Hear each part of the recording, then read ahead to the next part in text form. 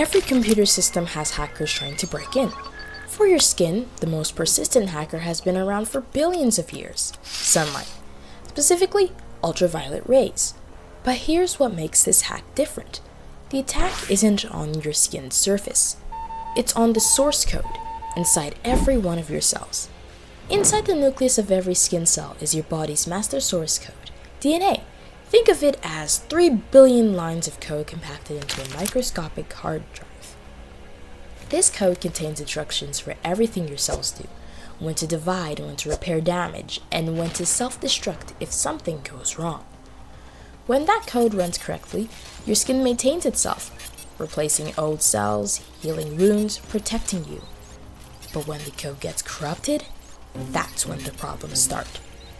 Ultraviolet rays don't just hack your skin in some abstract way.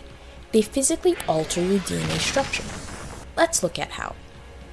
UVB rays are high energy. They strike your DNA and cause adjacent code letters, specifically thymine bases, to bond together when they shouldn't. This creates something called a thymine dimmer, essentially a typo in your genetic code where 2 letters get fused into one. UVA rays work differently. They penetrate deeper and generate free radicals, unstable molecules that rust your cellular hardware, creating breaks and errors in the code over time. Both are forms of corruption. Both change the instructions your cells follow. Here's what most people don't know. Your cells have built-in antivirus software. Proteins constantly scan your DNA for errors. When they find UV damage, they activate repair protocols, literally cutting out the damaged code and rewriting it correctly. This repair system is why most sunburns don't turn into cancer. Your body catches the bugs before they run. But this antivirus obviously isn't perfect. It can get overwhelmed, it can make mistakes, and as we age, it becomes less efficient. When too many errors accumulate, or when a critical error slips through, that's when a cell starts running corrupted code. So what happens when damaged DNA isn't repaired? The cell starts following bad instructions. It might proliferate, ignore signals to self-destruct, and resist the immune system's attempts to eliminate it. This is cancer at the cellular level. Not one bug, but a cascade of failures that allows corrupted cells to multiply unchecked. The type of cancer depends on which cells get corrupted. Basal cell carcinoma corresponds to corruption in the deepest epidermal layer. Squamous cell carcinoma equates to corruption in the upper layers, whereas melanoma is corruption in pigment cells, with the ability to spread everywhere. Not everyone's system has the same security. Melanin is your natural firewall. It absorbs and scatters UV radiation before it reaches DNA. More melanin equates to a stronger firewall.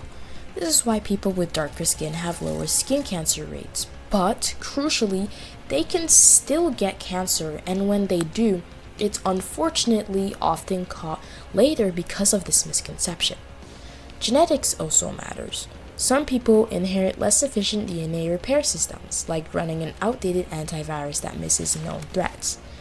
Age is another factor. Over decades, damage accumulates. Your skin has memory. Every sunburn, every tanning session leaves permanent edits in your code. This is why skin cancer often appears later in life, even if the damage happened years earlier. UV is the most common hacker, but not the only one. Tanning beds are also one, which deliberately expose your system to concentrated attack. Radiation/chemicals, which introduce corrupted files from outside, and immunosuppression, turning off your antivirus completely. Each of these increases the odds that a corrupted cell slips through and starts running malicious code. So, here's what we've learned. Skin cancer isn't magic. It's not bad luck. It's a predictable process. UV radiation damages DNA, repair systems sometimes miss the damage, and corrupted cells multiply. The scary part? This happens silently. By the time you see a spot on your skin, that corrupted code may have been running for years. But here's the hopeful part. Because your skin is visible, we can scan for these errors before they spread. That's exactly what NOMA AI is designed to do. Act like an antivirus scan for your skin, flagging suspicious code patterns that might indicate cancer. In the next video, we'll look at how doctors currently detect skin cancer and why combining human expertise with AI can make screening faster and accurate.